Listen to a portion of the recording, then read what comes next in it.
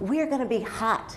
We're going to be hot in a new way. We're going to redefine what it means to age, because our aging is very different from our mothers and our grandmothers. And let's talk a little bit about why. Well, here's the truth. If you're going to do anything at all, if you're going to be a happy, spunky, strong woman into your 90s, into the millennium, you are going to have your health. You can't do it if the vessel you are in, if the body you are in isn't healthy. And we have choices in healthcare today that didn't exist decades ago. That's why we have this hospital with all its wonderful services and programs and physicians and health professionals. You got to have your health and you got to access it. I want you to be there at 90 and 100 and 105 to hear your grandchildren's stories. I want you to come to a hospital like Meridian Park, where if you're having chest pains, they don't have to ship you across town, that they can take care of you right here. I want you to know what the symptoms are. I want you to have healthcare choices my mother didn't have, that I have. How will my aging be different? How will yours? What do all of us need to make our next 30, 40, 50, 60 years of life dramatically different and incredibly wonderful, and especially unforgettable? Happy, healthy, unforgettable, unforgettable. And then, at 64 years of age, I was actually on the West Coast with my niece for her 16th birthday. And my mother died suddenly of a heart attack. Suddenly of a heart attack. The symptoms were different. They're not, you know now, most of you know that heart disease kills more women today than breast cancer. And our symptoms are different. She didn't have that chest pain. She had some Tums in her purse. Her future was taken away from her, the memories she could keep making. You don't have to have that be your story. My mother couldn't know that there was genetic testing for breast cancer, advanced screening to know your risk, like they do here in Meridian Park. She didn't know what the symptoms are with heart disease in women. She didn't know that heart disease was even a factor for women. Right? She didn't know that your hormones can make you wacky and damage your relationships, that it's not just about hot flashes, night sweats, throwing off the covers, that it can be your emotional health, your family relationships, your marriages. She didn't know that. And sometimes, as women, we need a little help figuring out what our choices are to make good choices. To have our house, we must have a sound and discerning mind. I'm not here to tell you to do anything. And although you've got great physicians here in a wonderful hospital, the buck stops with you in terms of what's going on with your health and well-being. You got to have a sound and discerning mind. In my mother's era and our grandmother's era, it was the MD, it was the white coat had the answers. Your physician is your healthcare partner. Talk to them, ask questions, a sound and discerning mind. You got to have a healthcare team you can trust. There are a lot of flakes out there. There's a lot of great holistic providers, traditional physicians as well, but there's a lot of flakes, and there's a lot of weird stuff on the internet.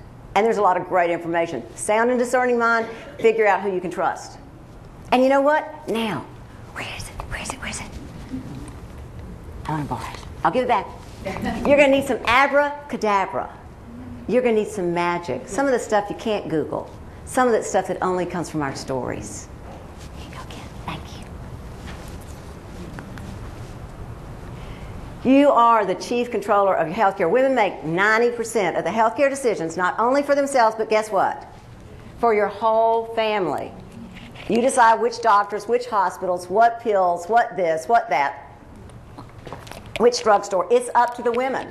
So you are the chief controller of your healthcare team.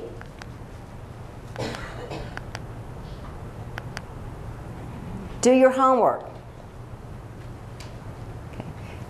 Women get more information from the internet than they do from medical professionals or hospitals. They go there first. Doesn't always have the right answer, but this national surveys show that's where women go first today in this era to get information about their health. They go to the internet. So if you're going to the internet, go to sites you can trust.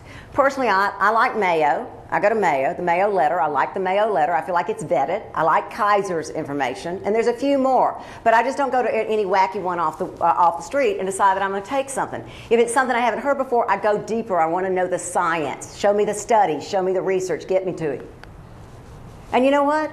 When it comes to who you can enjoy and be with and trust to participate in your health and well-being, ask your girlfriends. They've had an experience. Okay? So ask each other. Look to your left, look to the right. Get some advice. Here are the things you want to look for when you're talking to a medical professional. Are they board certified? Where did they train? Where did they train? In the field of hormone health, and I'm going to talk about that a little bit, in the field of hormone health, there are tons of people now getting into it. It's like the era of my mother's day when a plastic surgeon or somebody that wanted to be a plastic surgeon went to the Holiday Inn on a Sunday afternoon and they operate on an orange. And the next week they're on your face, okay? It's some sort of the phenomenon around hormone health today is that physicians, medical professionals, whatever, whomever, or they're going to a weekend workshop and then they're dealing with your hormones. It's intricate endocrinology. You don't learn it in an afternoon. Find out where they trained, how long they've been doing it. Are they board certified in a field that makes them qualified to help you with your health in the field that you're asking them to? And then where's their hospital affiliate? What hospital they're affiliated with? Hospitals like Meridian Park do not have wacko physicians on their medical staff. They do the vetting first. So you know round one is taken care of when you come to a physician that's on the staff of Meridian Park. They've done a lot of homework for you. That's a good thing. And these are things, they're in your handouts. Just ask about this. Find out, how many patients they see, what's the average weight. Again, this onus is on you. But find a doctor who listens, but don't expect miracles. Because when marketing gets ahead of science, your lives are put at risk. Got it? Let me ask you a question. How many of you in here, and you don't have to raise your hand if you don't want to, but how many of you go to a hairdresser? Oh, wait, today they call them stylists. How many of you have a hair stylist? You get your hair cut or colored? Okay, a good bit of you. How many have been going to that same one for more than a year?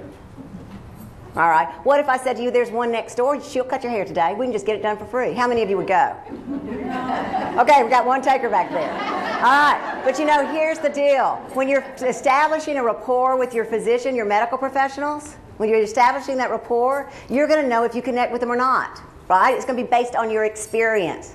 I can't do a bullet point with that. But what I can tell you is that today in the healthcare world, when I say managed care, do you know what that means? Let me just give you a soundbite. So in today's healthcare world, if you're an insurance-based clinic or facility, here's the way it works. In our clinic, I'm CEO of our healthcare clinic.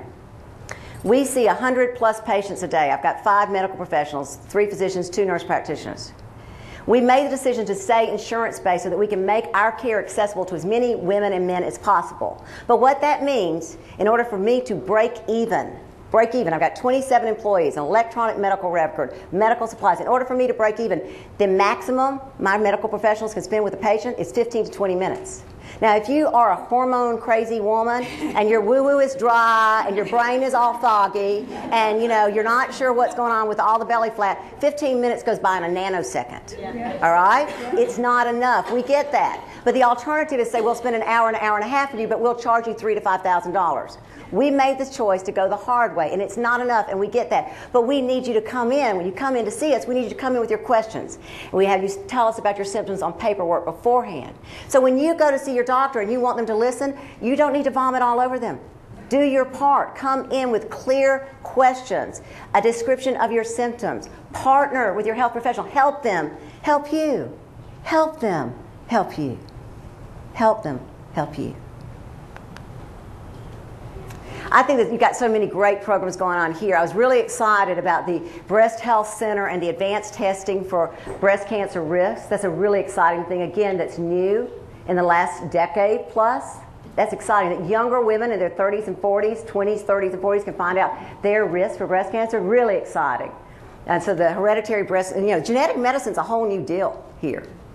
The heart health that I shared, because of my mother's history, that's really near and dear, no pun intended, to my own heart. I found out I don't have the heart disease gene, but I have to watch my risk factors. But I also make sure that I know in every community I'm in where the nearest emergency heart care center is, in case I have to go, because I want to be here.